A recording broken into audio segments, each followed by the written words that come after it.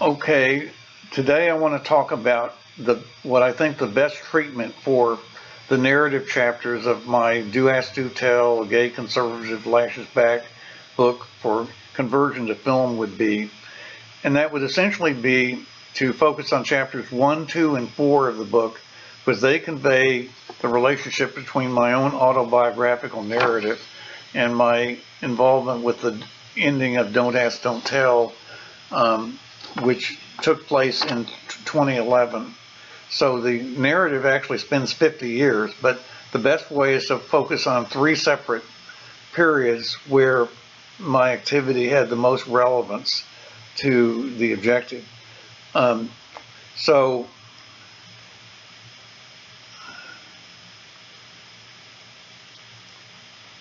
I would start with chapter 1, which is Don't Ask, Don't Tell, 1961, which talks about and presents the narrative of my expulsion from William and Mary right after Thanksgiving in 1961, when my parents were called in Charlotte, North Carolina, and actually had to come back, and was actually very traumatic for my parents. Could be presented from my parents' point of view also, as well as mine, which we've talked about before.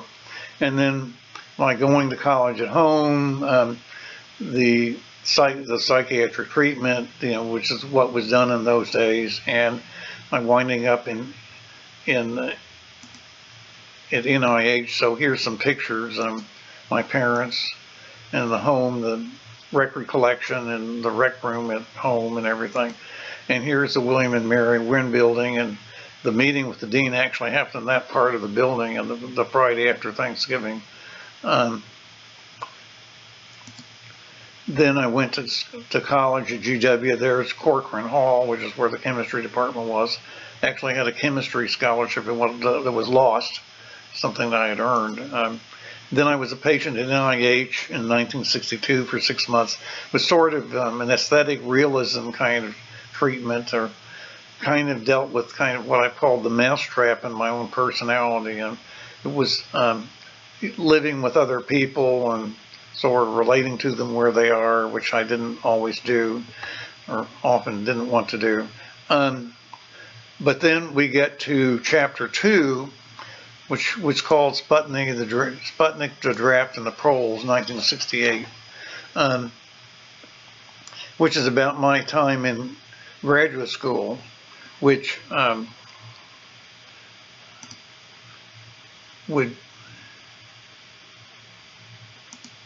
was their Strong Hall at the University of Kansas, and there's the dorm, McCullum Hall, which is no longer there.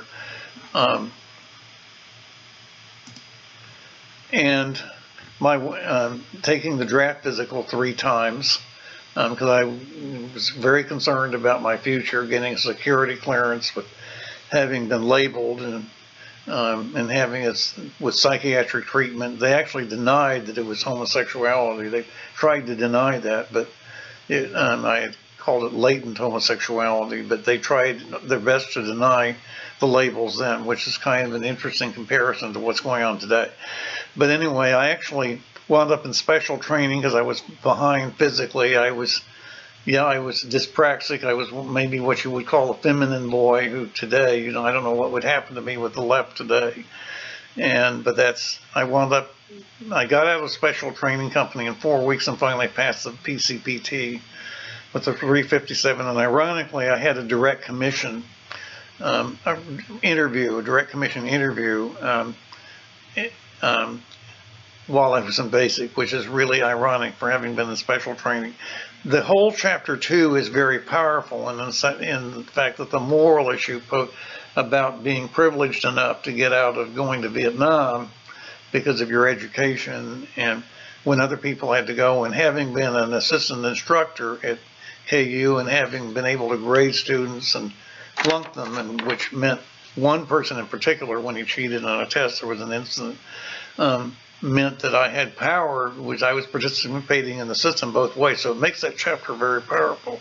Then you get down to chapter 4, which is how 30 years later, when Clinton was elected, and how the debate on gays in the military paralleled my expulsion. It was the privacy, the element of privacy in the barracks and unit cohesion could be compared to the whole idea that in a dorm in 1961, they thought that having even somebody who had homosexual tendencies or maybe was feminine or something, a little bit feminine or something, was like having a woman in the barracks. It's a very curious parallel to what's going on today, which is sort of beyond the scope of the book, because this is written in 1997. But that winds up with there's the Basic Combat Training Museum at Fort Jackson, South Carolina, and there's a display on the mall in 2007 set up by SLDN, Service Members Legal Defense Network. And then this last picture is the ceremony outside the Capitol, December 10th, 2010, which was the same day that my mother went into the hospice and passed away on the following Tuesday. The last thing she knew about me was that I had been part of this lifting of Don't Ask, Don't Tell, which is part of the story in a sense. But if getting back to the blog post where I describe it, and then getting back to the outline, the whole thing is that the parts of the screenplay itself, the Harmon Circle, that we talked about on January 27th, the earlier video I did, if you look at the entire story over 5 decades, the 8 points are spread out and involve many people. Whereas if you can also look at each one separately and write a Harmon Circle for each one, which I've done. Here's one of them from the part 1 from the point of view of my parents, and then there is a part 2. There's 3 others. There's a part 1 from my point of view as a protagonist, and there's a treatment from a separate treatment of chapter 2, which is the draft, and then chapter 4, which is the Don't Ask, Don't Tell stuff. They all have their own Harmon Circles. But the points of the Harmon Circle, the initiating incident would have been my expulsion, even though that's not the most pivotal incident in the whole story. And with respect to the first chapter, it is.